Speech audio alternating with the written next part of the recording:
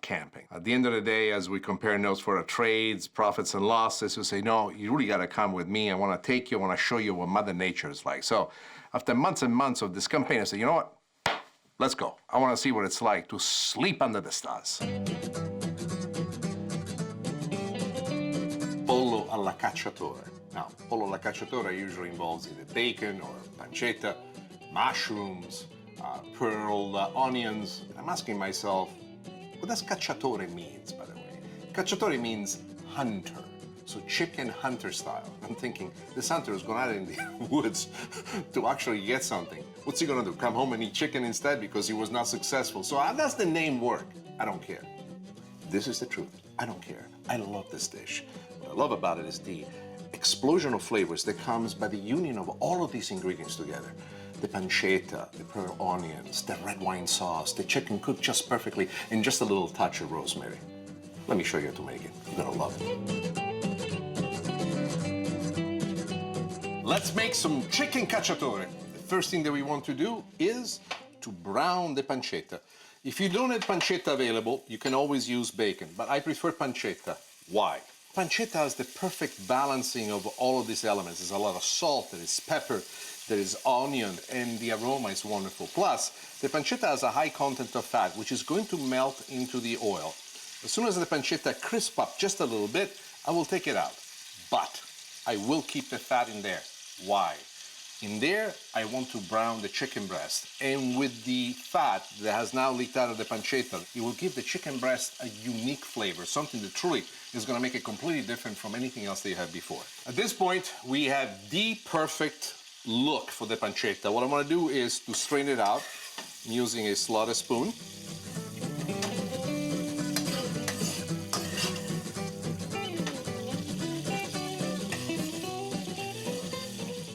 I'm going to increase the heat on the oil. The chicken breast, I treat it in a unique fashion. All that I've done with it, I simply dusted it with a little bit of flour, a good amount of salt and pepper. This is very basic. If you want to take it somewhere else with the flavor, you can add onion powder, garlic powder, paprika does very well. In this case, I just wanted it to be basic because there are so many other flavors that we will add to the sauce. So here we go.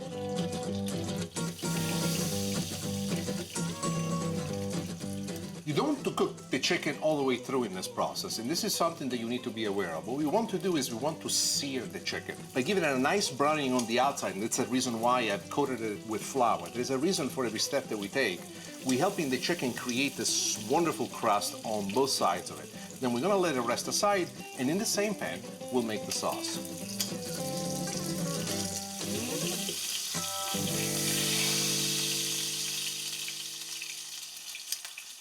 I'm looking for some significant signs. Allow me to point them to you.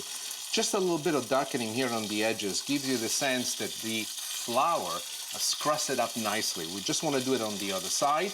And then remember, the chicken is still raw on the inside once we take it out, because the braising that will follow into the sauce will complete the flavoring of it. All right, we're there. At this point, I turned off the heat from underneath the chicken, and I let it rest, I take it out. The oil that is in the pan, we want to get rid of. Whatever is left in there, leave it there, because those are the flavors that will actually enrich the dish. At this point, we add a little bit more olive oil. Time has come for us to build a layer of flavors. And we start with the mushrooms. I have cremini mushrooms that I'm using, and you can use any mushrooms that you want. But I love the cremini because of the color that they have and the great flavor that they have. Then the next thing we're gonna do is we're going to reinsert the pancetta that we cooked. This one is going to be great for us. It's going to reestablish once again the pork base. Pearl onions that we have peeled and parboiled.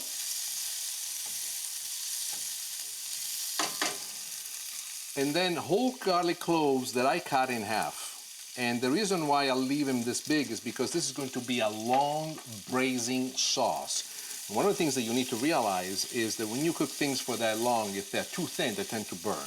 The next thing is a secret, not that many people know about it. Why do I do it? Did I invent it? No, I really didn't. The truth is that both here in my home in California and in my home in Sicily, we always had a lot of rosemary growing around us. So I add the rosemary because I love the flavor of the rosemary, but also because I love the aroma that it does have. There you are. Fresh rosemary, never use dry one. Dry one is, yes, flavorful, but the problem is that it doesn't cook softly into the sauce or the ingredients that you put together, and they always stick in your teeth. Now, this will be enough, but being Sicilian, it's important to add a little bit of red pepper flakes for a little bit of spice. You see that the garlic is starting to brown softly, and that is, for us, the signature for the next ingredient addition. First, I like to always put a little bit of salt to make sure that the mushrooms have some. There it is. Mamma mia, che bellezza. And now we go with the red wine sauce.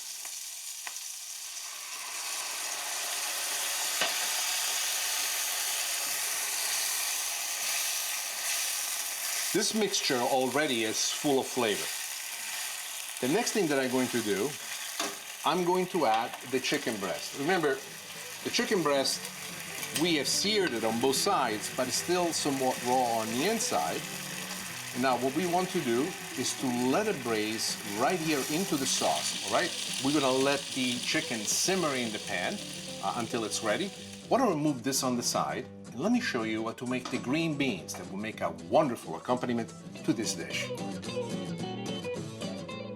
Green beans, fagiolini verdi, like we like to say in Italian. You should know that we have parboiled these green beans. Why? What I want them to do is to get nicely crisped in the cooking process that we're doing right now. In this pot, what we have is some oil. We had a little bit of red pepper flakes. Now, let's get started.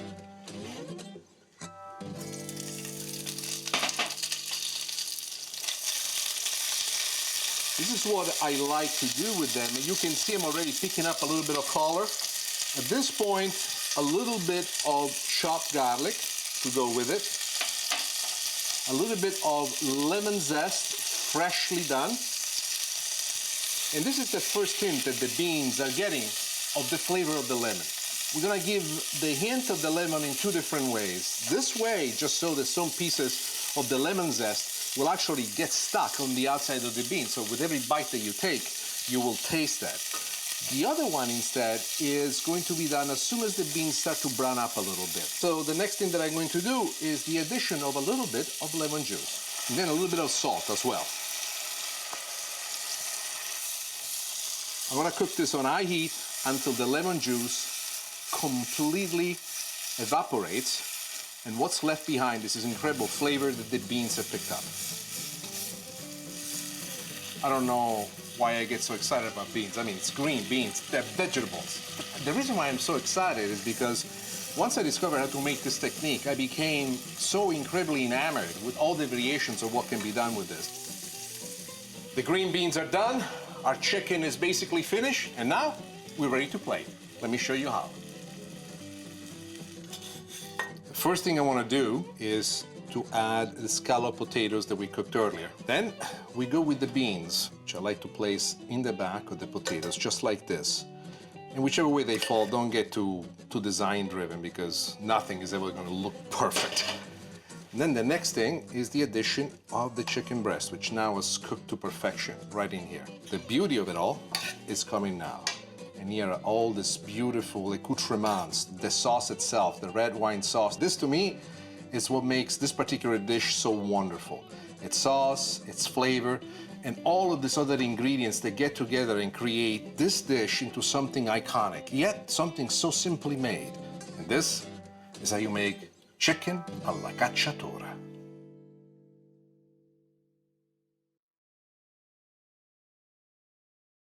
The guy was super equipped. He had a beautiful tent, one for him, one for me. He had a fireplace. I'd never seen so much camping gear in my life. The one thing he did not have was a portable bathroom.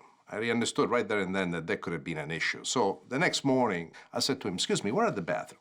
He looked at me and says, "Dude, we're in the middle of the forest here. What bathroom? You just go out there in the woods. You hold the tree, you do what you gotta do, then you come back in here and we go jump in the river, and that's how we clean ourselves." I said, you know what? If Tarzan can do it, Nick Stellino can do it.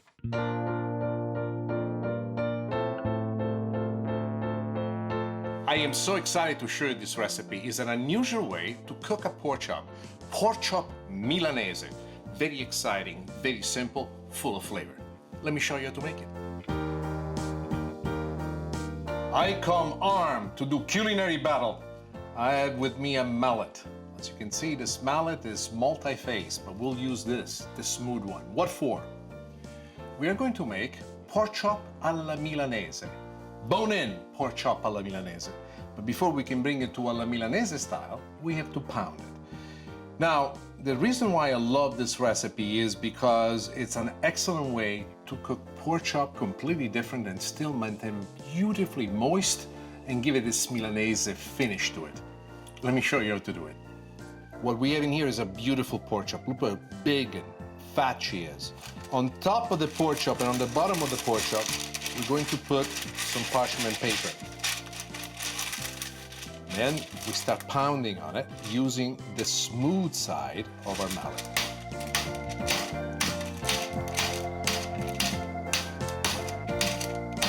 Now, every time you take a hit, think of this. You want to hit and move away. This way you maintain a directional flow on how far you want to push the pork chop. Now, I'm going to lift up and look at it. Now, one of the reasons why we use the paper is because, as you can see, the paper is breaking, but the meat is remaining perfectly well. Now, what I noticed is that we could pound it a little bit more here. We could pound it a little bit more here. That's exactly what we're going to do.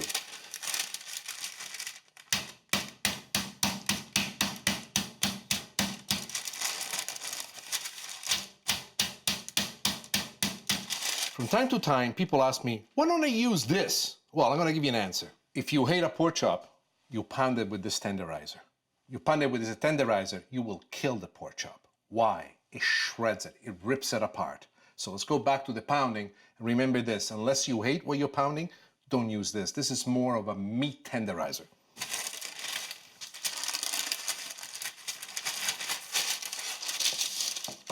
Now I lift it. Make sure that it's even on both sides. Look what a beautiful, beautiful flow. In here, I still see that it's kind of thick. Why am I paying so much attention? Why am I looking at all? Because I want it for most of the pork chop to have the same thickness. So in here, I'm gonna pound it a little bit more.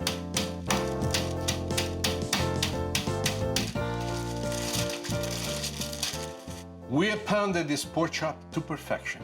Now we have to do the Milanese coating. How do you do that? Let me show you. What we have in here is a mixture of egg and cream. You can also use milk. I like to use cream because it's much richer. Make sure that when you put the pork chop in, you let it so that the cream and the egg mixture cover both sides of it. Now we go straight into the breadcrumbs, and here they are. You lift it. Now, here's a technique that I particularly like.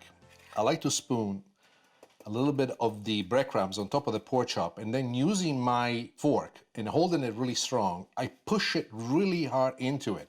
And this does two things. Not only make sure that they adhere to it, because you want to make sure that you have a nice covering that's even all the way through, but it also creates a nice, interesting pattern for you, as you can see. Does this design matter at all in terms of the flavor? None whatsoever. But it's just beautiful to do it. Then you lift it. Make sure that you coat the side as much as possible so that it has this beautiful uniform look. Then you go to the other side. And you do the same thing.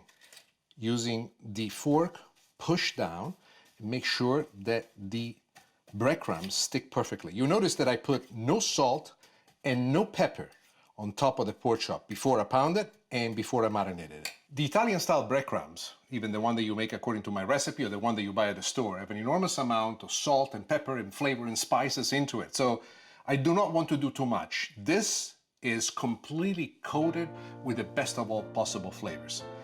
The pork chop is ready. Now I'm gonna put it on the plate and then I'll show you exactly how to fry it attentively. We have the oil in the pan really, really hot. I cooked it on very high heat. Now we are going to add the pork chop. Watch this technique because it's very important. I hold it by the bone. I start from this point and then I go down all the way down to this point. Why do I do it this way? More often than not, when I'm in a rush to cook, if something slips out of your hand and it splashes out, it splashes away from you. Now, once you put this in, reduce it down to medium. I find that whenever I fry something in a pan, whenever I saute or I cook something in the pan, if I keep the oil to a very high heat, it actually burns. And what we want to do, yes, we do want it to brown the pork chop alla milanese for us, but we do not want it to blacken it. So medium, we have a gentle way in which the meat, which we now are pounding to just about a half an inch thick, will cook gently into the oil. The pork chop has cooked perfectly on one side. Now it's time for us to turn it. Watch the technique that I use. I take the bone, move it away. I use the bone as the handle. Now here we go to the other side. And look how pretty she is. Do you remember before when I was breading the pork chop and I was showing you with a fork how to press the breadcrumbs on top of it?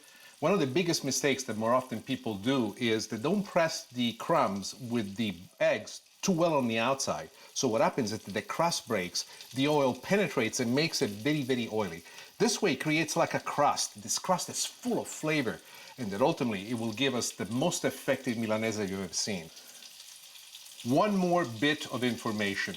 You will notice that because of the way in which it is, usually the oil doesn't make it all the way up to the bone. So I have a little trick to show you. Watch what I do.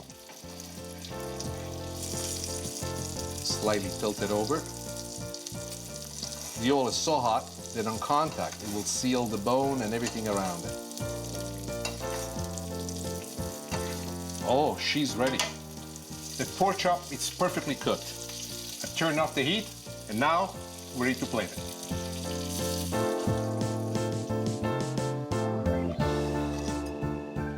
This is the first move in the plating. What I like to do then is to take a wonderful tomato salad and put it on one side, right here. Then on the other side, put a little bit of Maureen's farro. Maureen's will only know what a beautiful picture I'm painting with the recipe. And then just a little bit of arugula salad that I dress with just a little bit of salt, extra virgin olive oil, and lemon juice. What a beautiful combination of great Italian-style salad and a pork chop alla milanese. And this, ladies and gentlemen, this is how you make pork chop alla milanese.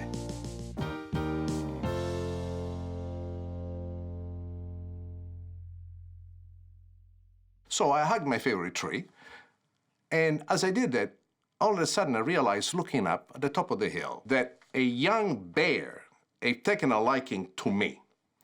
And I realized that in the midst of the performance of my duties, I should do something to scare the bear, because if the bear was to make friends with me and coming toward me, the acceleration of the undertaking of the purpose that I had at hand could have been one of disastrous proportion. It was at the moment that I let go of the tree and I said to the bear, "Go away, go away!"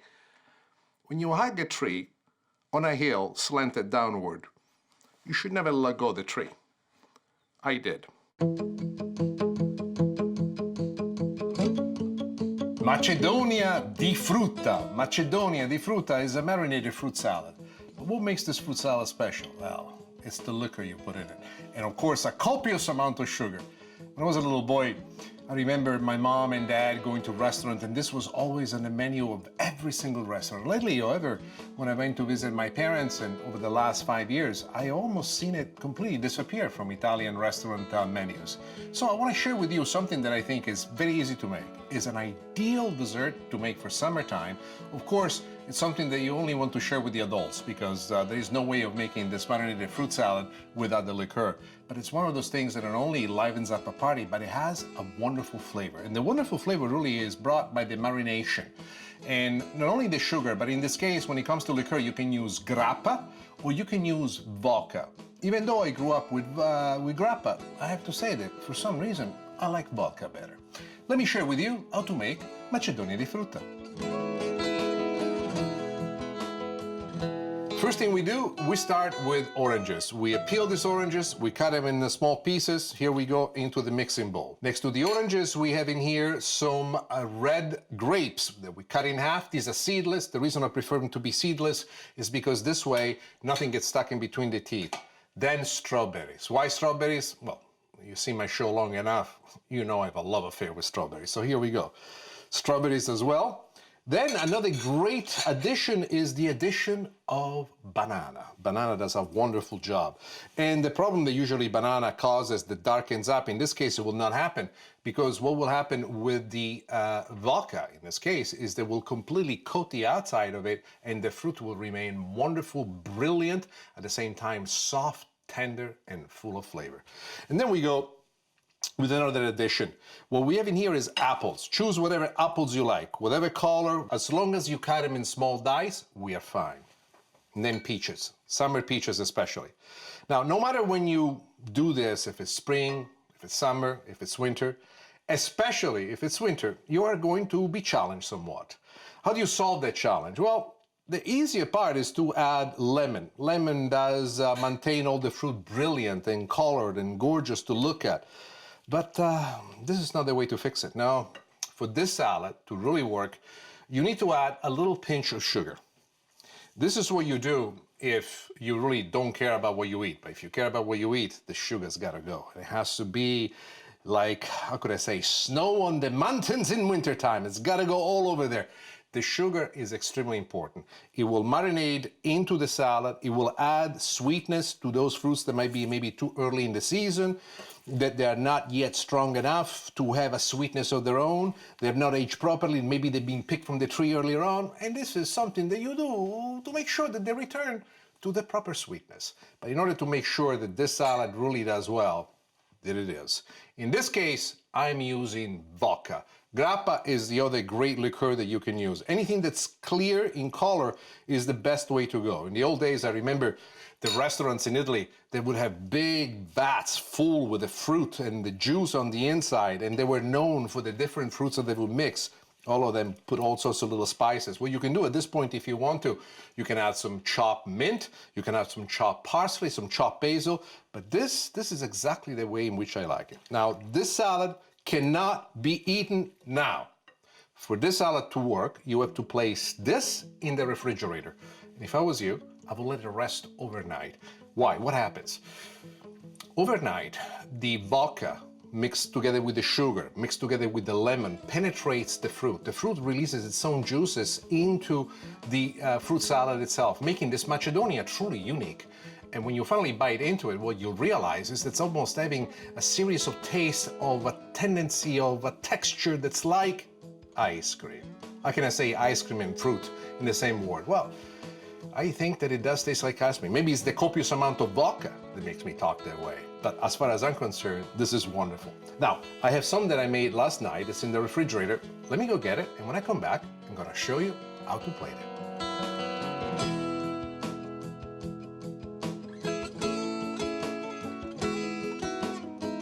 I always like to present this in a martini glass, and there are reasons for it. The martini glass holds it all in. Look how the color is somewhat subdued and how they're falling into each other. Look how tender they are. This marination has done a wonderful job by us. Now, not only you want to put the fruit in there, which is the most important element in this, but the fruit juices, the most wonderful juice that is accumulated at the bottom. There is the vodka, there is the lemon juice, and there is the juice released by each of the pieces of fruit. It's, well, as you can imagine, even this much sexier. This is almost perfect. One last touch, and that is the addition on top of a little bit of mint. Here I'm getting a little bit too artsy, but this is exactly how you make Macedonia di frutta, Italian style marinated fruit salad.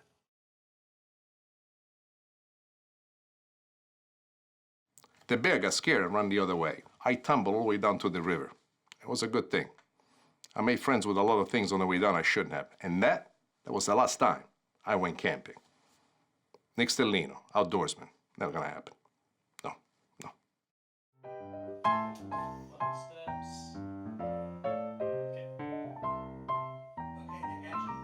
Now we add a little parsley. And now we add a little parsley. A little parsley on top. There goes the parsley. Parsimiliano. Nosotros parlamo parceleo de ella.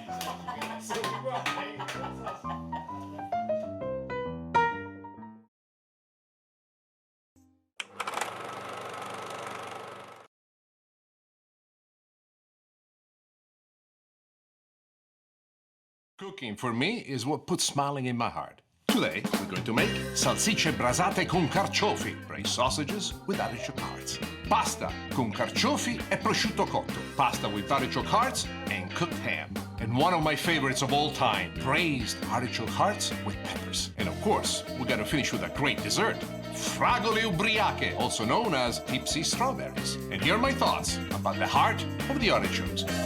Come for the recipes. Stay for the story.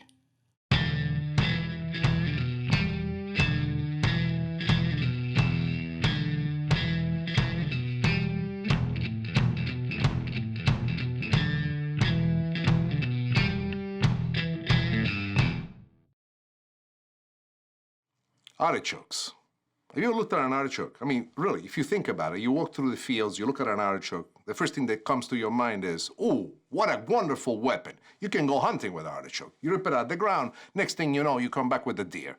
I have no idea how it happened. The first guy who looked at an artichoke that said, I think I can eat that.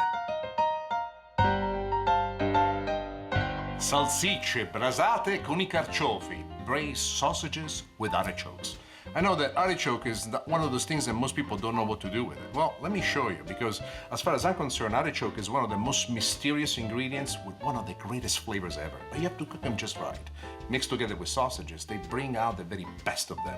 Deglaze with a little bit of wine, a little bit of lemon juice. I will show you the new walala. So, let me show you step by step on how to make one of my favorite recipes, salsicce brasate con I carciofi.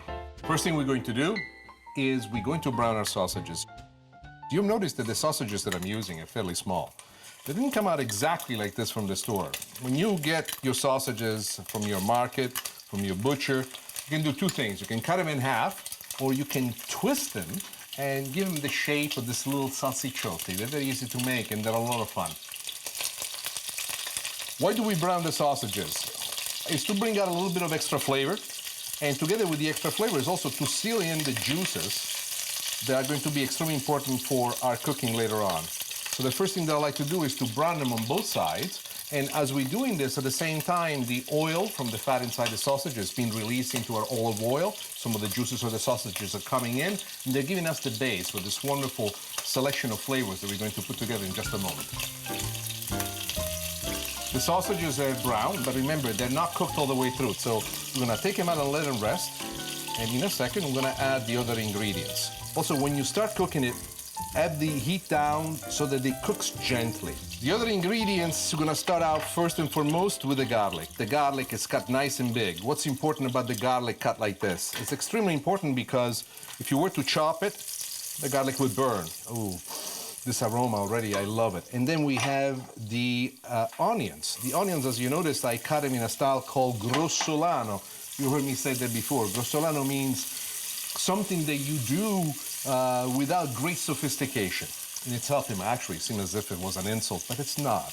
Because I found that cut in this fashion, within the context of this dish, the onions taste slightly different and actually picked up a wider flavor. If you wanted to do this much more elegant, something that you would like to present for a fine event, cut the onions finely, as you've seen me do in many of my elegant sauces.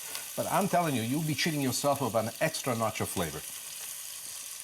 The next thing that we're going to do together with the onions, we're going to add our artichoke hearts. I myself cleaned them up and made them just perfect as they are. We want to get a nice little toast in there. If you don't know how to clean up artichokes, you can use canned artichoke hearts. But if you do that, wash them in clean water, just so that you take some of the outer brine out. At this point, you have to make a choice. Where do you want this dish to go? The choice that I make is I want it to go everywhere and to fly. Fly with pride. What does that mean? First, a little bit of spice. A little bit of red pepper flakes that I want to get them going right here at this point. And then lemon zest. This lemon zest, I just stripped it from the outer part of the lemon. Why do I treat it this way? I find that the oils, which are still trapped on the outer part of the lemon, are much easier to render in this fashion versus chopping this lemon zest very, very fine. The aroma already is telling my story, and it's a beautiful story. Guarda che bellezza. Also, at this point, one of the things that I like to do is to add the parsley. And as all fresh spices, I like to add the parsley early in the process because as it fries into the base with all the other ingredients, it really opens up and develops its flavor. Once the onions have started to soften, the next thing that you want to do is to put back the sausages into the mix. And the next addition is, in my opinion, the one that really makes the dish. A nice bit of white wine. And stir real well and reduce. Why are we stirring?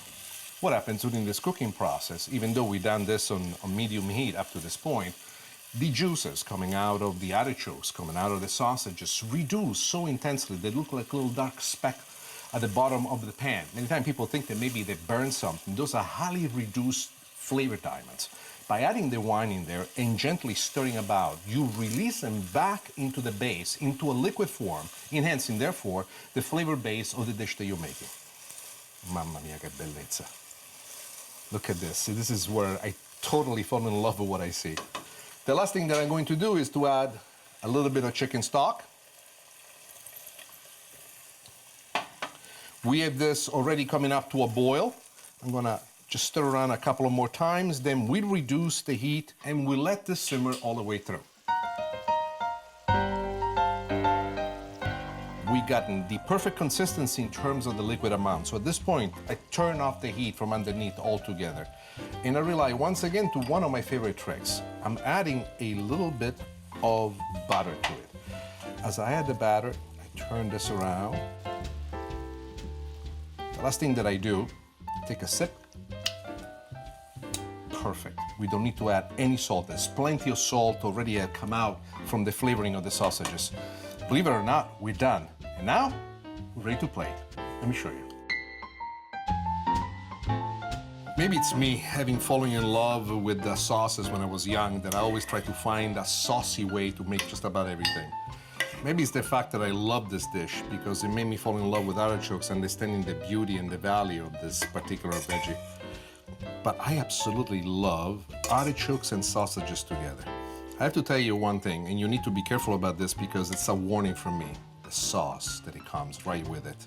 It's the kind of sauce that's gonna almost force you to eat a whole loaf of bread. I know you're laughing with me right now saying, come on, Stellino, is it possible? Yes, it is. But there it is. There is the sausages and the artichokes perfectly combined in a dish that looks elegant and beautiful, but truly is the remnant of the memories of my youth. And there you are. Braised sausages with lemony artichoke hearts. Perfection.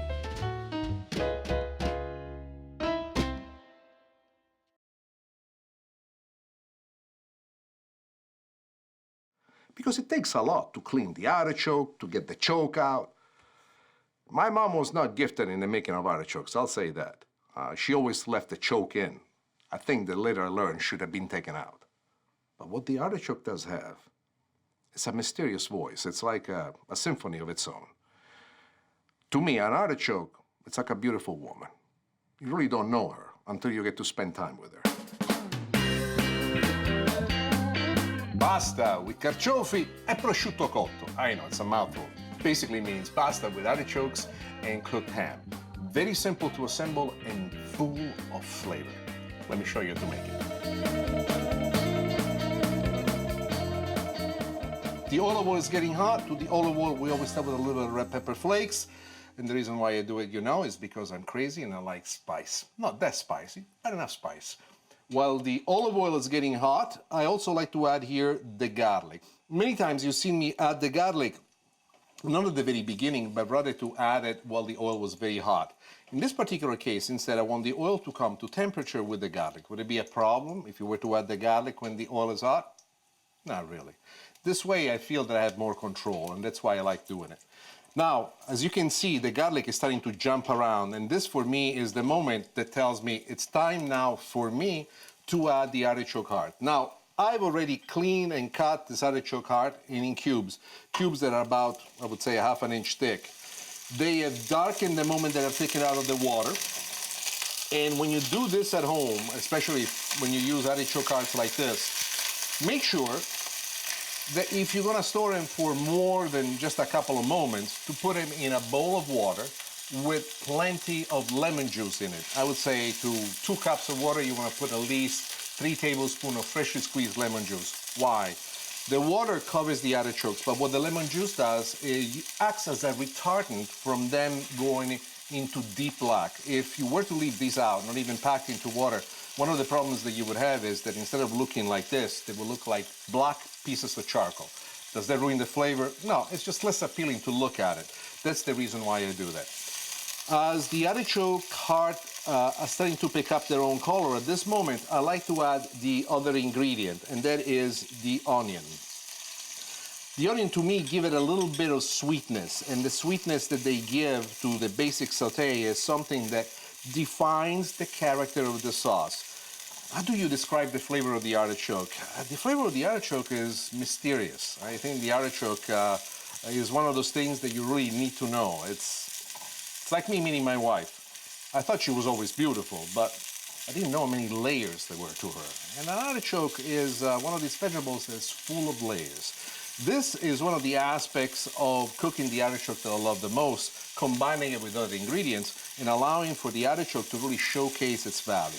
Now, the next addition is even much more important. Here we go with the cubed cooked ham. Baked ham, boiled ham, you can use whatever you want. Want to cook it long enough so that the ham picks up a little bit of color, and then we'll proceed with the other ingredients.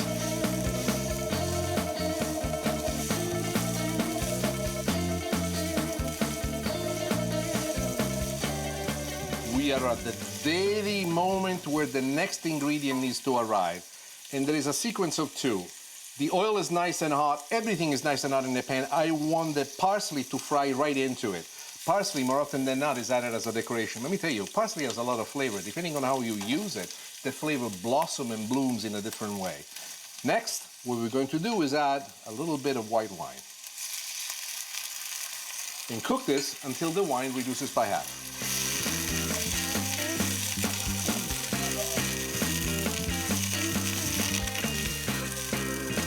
Now, this is nice and thick, exactly to the point that I want to have, and it is at this point that we do add our chicken stock.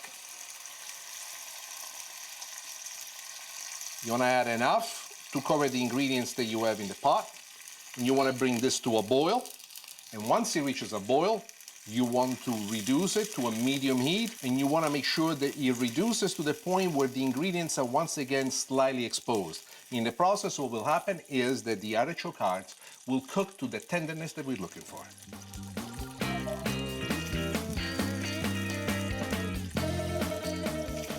We add the sauce exactly where we want it to. Now let's add the pasta.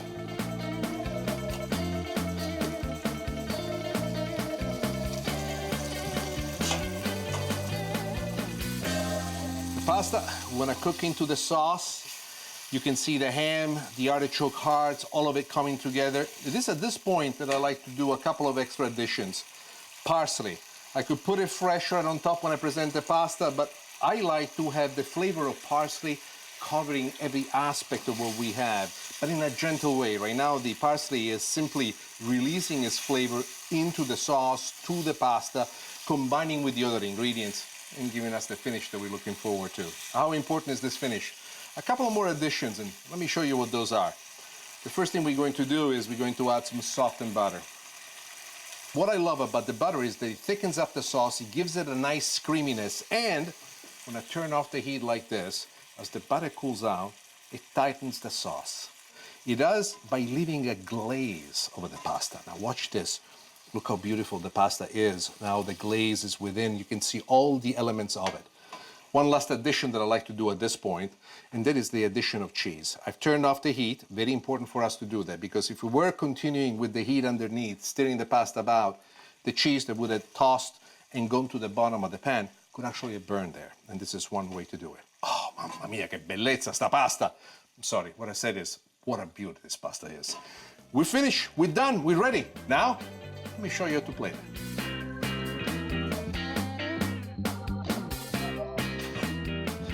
Plating the pasta is one of my personal satisfactions. I like to accumulate the layers, one on top of the other, trying to incorporate as many of these beautiful ingredients. Because I would like, with every bite that you have, to be able to witness in terms of flavors, in terms of taste, the beauty that all of these combinations are. The ham, the taste of the artichoke hearts, which I personally believe to be almost like the liquid gold of cooking. This is, in my mind, the sweetest of all songs. And there it is. That's how we make pasta con carciofi e prosciutto cotto.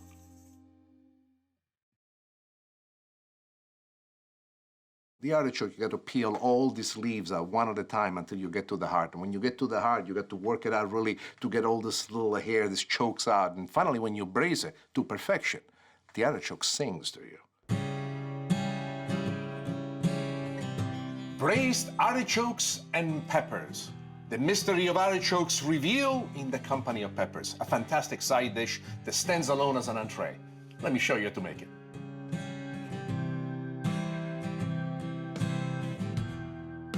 We have the oil, extra virgin olive oil, nice and hot. To this we add a little bit of red pepper flakes. Why?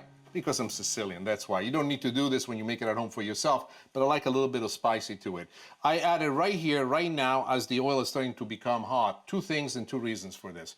One, I want for this to immerse its spiciness into the oil. Two, later on, when we stir about, I would like for some of these little red pepper flakes to also coat some of the other ingredients, giving us this wonderful balance between salty and spicy. As the oil is getting to be nice and hot, I like to add some garlic. And the garlic that I add is cut nice and thick. The next thing that I like to do is to add a little bit of chopped onion. White onions or red onions does not make much of a difference. And mamma mia che aroma. I don't know if you can smell the aroma at home, but when I do this, I already feel like I'm home. One of the greatest things about cooking for me is that I think the reason why I fell in love with it is because it reminds me of my home when I was a child. A little bit of parsley to it. I do this often. Why do I add the fresh herbs earlier on into this process? Is so that they fry into this mixture. And as they do fry into the mixture, they release the oil into it, making the base even much more interesting. The next thing that we do, we add the artichokes. Now, I cleaned these artichokes earlier today, and I've actually placed them inside some water with a little bit of lemon. This is to prevent them from going completely black. Does that change the taste? I must tell you, my opinion and in my experience, that has never happened. As the artichoke hearts are starting to pick up a little bit of brown, the next thing that I like to do is to add the peppers. In the case of the peppers, I did a couple of different things. I have taken the peppers and I have yellow peppers and red peppers and I've cut them almost like spaghetti style, fairly thin. Why? I want two personalities into this dish. I want the personality of the artichoke hearts, but I also want the personality of the peppers. Heck, let's put them all in. The personality of the peppers that does two things. The peppers, in case you have not figured this one out already, are full of water. So you see them right now stiff, hard, but over a period of time in which they will braise together, the water will be released, will go into the base of the sauce. Plus, on top of it, because of the fact that we cut them in length, one of the things that you will notice is they will soften up. They will lose most of the stiffness. The body will hug every spoonful that you will put on the plate, giving you this wonderful, exceptional finish, which visually speaking adds a lot to it. So for a few moments, let all these flavors marinate together and connect.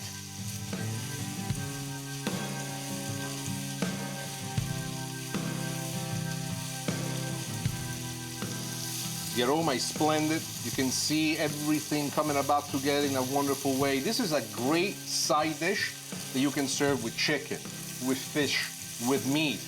But I must tell you that it's so good that you can also basically use it as an entree on its own with a nice piece of toasted bread, or if you're lucky enough, grilled bread from the barbecue. We are ready for our next addition. You can use regular white wine. I'm using a little bit of sparkling wine. Why? Maybe I'm channeling my dad. He had this passion for sparkling white wine.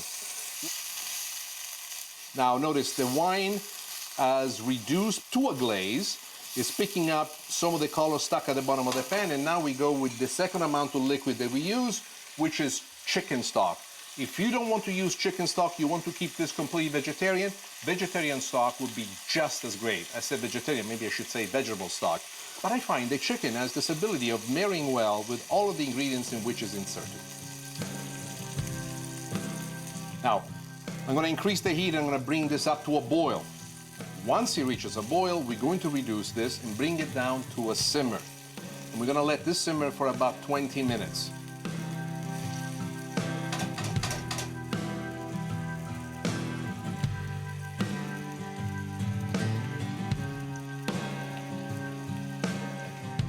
In the last 10 minutes of the braising, what you want to do is to do it completely uncovered. And what you will notice that there is quite a bit of evaporation, so the liquid that you're left with is this thick, wonderful sauce that's made of all these flavors that we had. But I have one more trick up my sleeve. First, I'm gonna go with some fresh parsley, because now I want the fresh parsley to actually cook right here. But the thing that makes it quite interesting is butter, sweet butter. Why? The reason why I add it is because, as you can see, the butter melts into it, and it gives us this wonderful finish, which I consider to be almost magical. In my opinion, this is a little masterpiece. I know I'm gonna have to plate it, but right now, if I could, I would like to look at it a little bit longer. Mamma mia, che bellezza. It's fantastic. Let me show you how to plate this. Artichokes. To the uneducated, they might appear as if they were a weapon. But look at this, as they fall into the dish, surrounded by the peppers who have collapsed, releasing their water into the sauce. Look how beautiful, lascivious, sensual they are. These are not vegetables anymore. These are notes of a symphony that I hear in my head, that I can taste in my mouth. I look at this and I ask myself, how did this happen? How was I given such a gift? If this was what I was given, as long as I can share it with others, it makes it relevant. I look at this and I say, there's one more thing that I need. What could it be? A couple of pieces of grilled bread. You can serve this as a side dish, but you can see that just as an entree, it's perfect by itself. And this is how you make braised artichoke hearts with peppers.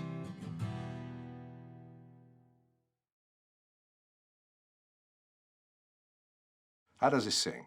The moment that your tongue touches for the first time a piece of the artichoke braised in wine with a little bit of lemon, and your papilla moves from papilla to papilla, the flavor that you taste, this moment that you feel that artichoke is no longer a vegetable. The artichoke is a fable. The artichoke is a movie. The artichoke is poetry. Fragole ubriache. Tipsy strawberries, that's what it means. What is this? It's a dessert. Why is that so much fun to make this dessert? It involves cassis, and it tastes great. Let me show you how to make it.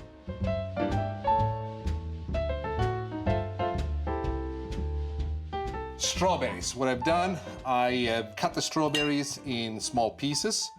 No matter when you get the strawberries, depending on what time of the year, they always need a little bit of help. They're sweet, but they could use a little bit of help. So the help that I first place into this flow is the addition of a liqueur called crème de cassis. For those of you who like a drink called Kir Royale, we're very familiar with the crème de cassis. Crème de cassis, mamma mia, listen to me, I'm almost eating my own words. I'm so looking forward to dive into it. Crème de cassis is made with black currants. Now, by itself, this is great. You could actually let it marinate in this and walk away and it still will taste great. But we need to have the great equalizer. What is that I refer to as the great equalizer? The crème de cassis, in my opinion, has a wonderful flavor all by themselves. I use it for making sauces, I make a lot of drinks with it, but it has a tart finish. Now, the tart finish and the sweetness of the strawberry would be a nice combination of two opposites meeting. But I say, why make it difficult? Go ahead and put just a touch of sugar, enough sugar to make your life happy. And if you're anything like me, you know that sugar is like the special way to go. Also, sugar does for us something wonderful. It's a chemical reaction that takes place. When the crème de cassis marinates with the sugar over a certain period of time, it brings out the original flavor of the strawberries. Also makes the strawberries relinquish into the mixture their own natural juices.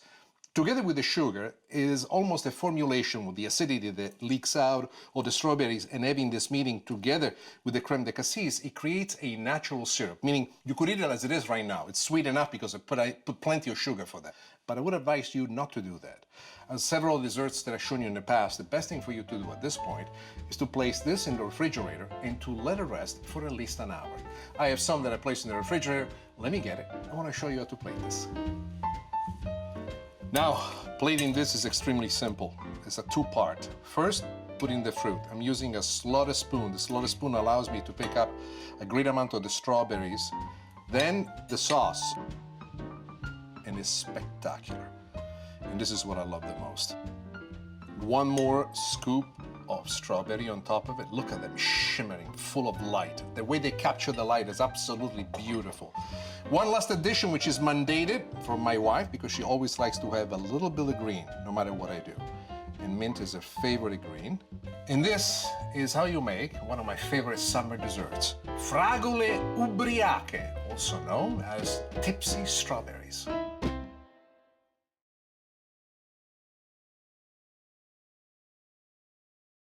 I cannot believe I'm saying this about artichokes. Hey, that's how I feel. Artichokes are beautiful. Hey, I don't care what they look like. Oops, ready? Can you do one more? That's not really a big cut. I'll be happy to. You want one of those? Yeah, one more of those in the same position. Oh, same position or you like this? So after I cut him, this is what you want to do him this way or this way? That way. Okay, done. Okay, cut. You're gonna have the first one was good. First one was good. Let me do one more. Let me do one more. Oh, he's gonna do.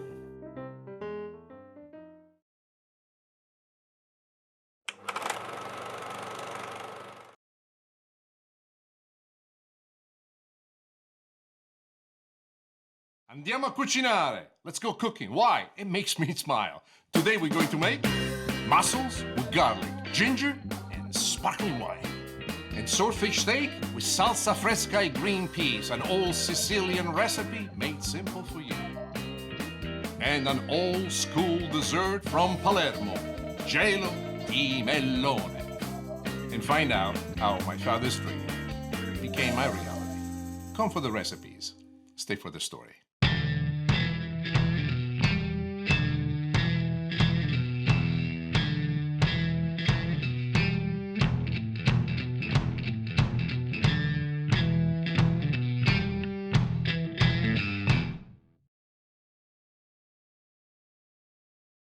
Mariuccia. Mariuccia is an interesting name. It's very interesting because I once went shopping with my father for this wonderful meal we were going to make for the family because my father wanted to show me how to cook this secret dish. He took me to the harbor of Palermo. He stopped the car. He walked out of the car, went all the way to the end of the pier. I followed him. I didn't know what he wanted to look at. I've been at the pier many times before. I didn't think it was anything special. And then once he got to the end of the pier, I remember he took out his cigarette, put it in his mouth, lit it up, took this big blow of smoke puffing right out. And I still did not know why we were there. And then he said to me, her name was Mariuccia. My father Vincenzo was a most interesting character with a passion for cooking. Especially when we would discover something new, a new ingredient, he had to try it to figure out a way on how to fit it in. Zenzero, that is the Italian name for ginger, was one of those things that was quite a challenge for him. He tried it in many different recipes. Didn't quite work out, except for this wonderful recipe. Mussels with garlic and ginger. This was his opus. Let me show you how to make it. You're gonna love it so much, you'll make it for your family. I want this oil to get nice and hot.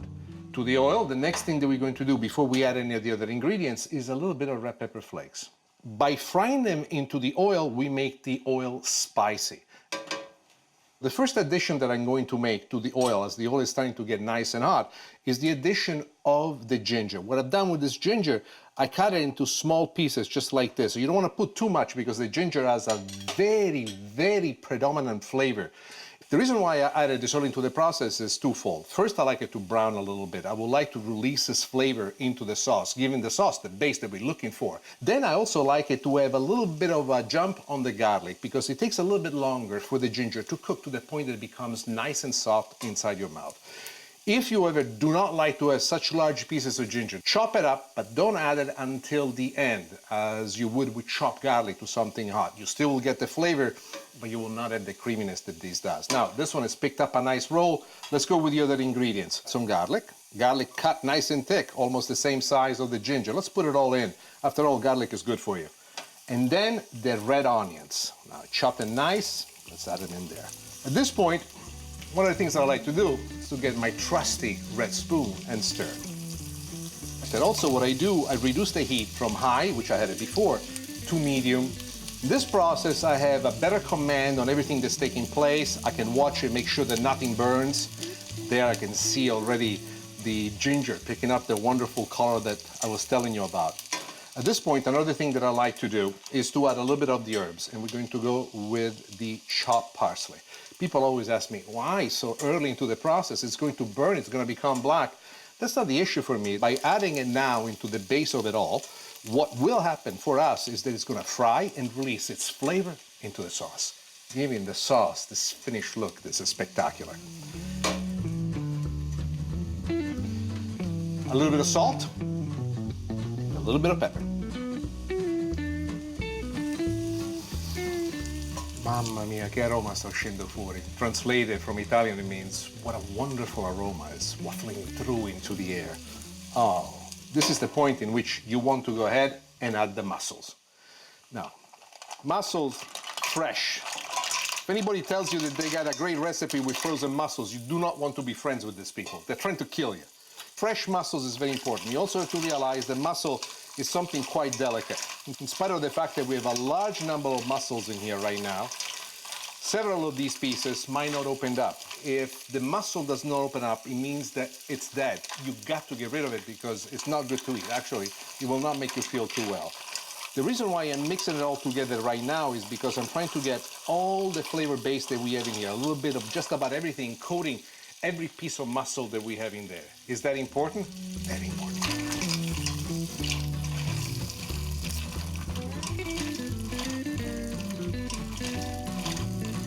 Now, I told you already before that this is one of the recipes that my father put together, but the real key was not just in the ginger. My father decided as part of the wine reduction not to use regular wine. He used sparkling wine. So I remember as a little boy I said, Papa, lo champagne. No, è champagne, prosecco, Italian sparkling wine. So to this very day, when I make it, I always use some kind of prosecco when I add it to it. You can do it anything that you want, as long as it has some bubbles. And the only difference that the wine will bring is a bit of effervescence in the sauce. Here we go with the sparkling wine.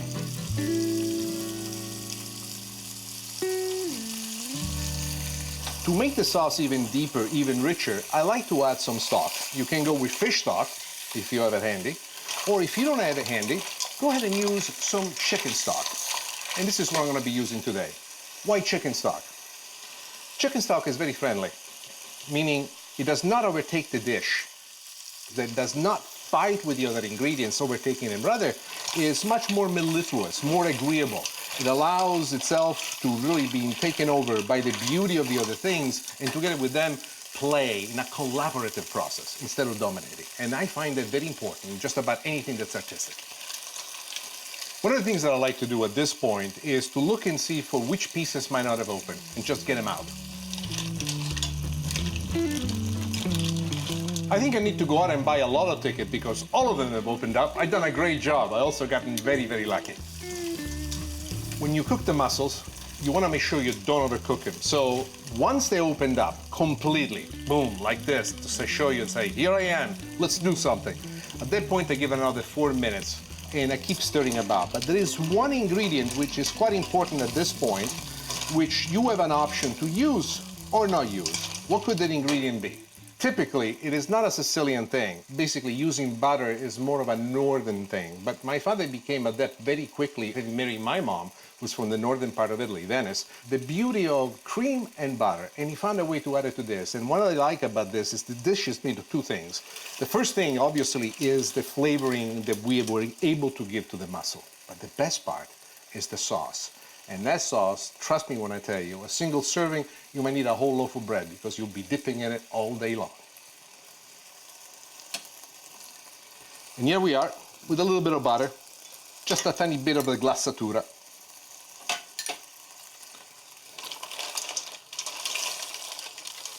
Che piatto favoloso! Che bellezza! Che fantasia! What a beauty! What fantasy! These are not words that I use all the time, but they remind me greatly of the way my father used to describe his dish. Well, my dear friends, we are ready to plate this. Let me show you how to do it. These mussels are more than just seafood as far as I'm concerned. It's a long-lasting memory of my dad and the beautiful things that he taught me how to make. They're fantastic, they're full of flavor, and they have, in my opinion, truly the secret of optimism. A man who kept trying and trying and trying until he found the right solution with the right ingredients and the right combinations of flavor that made this dish real. I think that this dish should be an hymn to optimism, and that was exactly what my father was, one of the greatest optimists I knew. After all, he was my dad. Signori e signori, this is how you make mussels, garlic, ginger, and sparkling wine.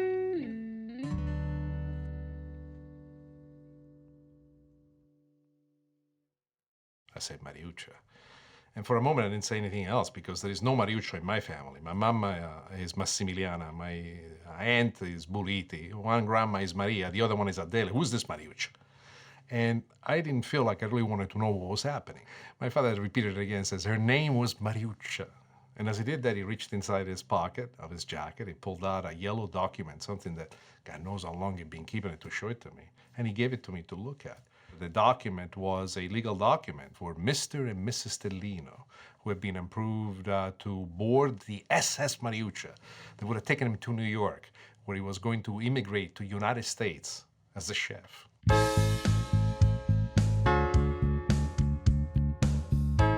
Swordfish for Sicilians like me is just like steak for Texans.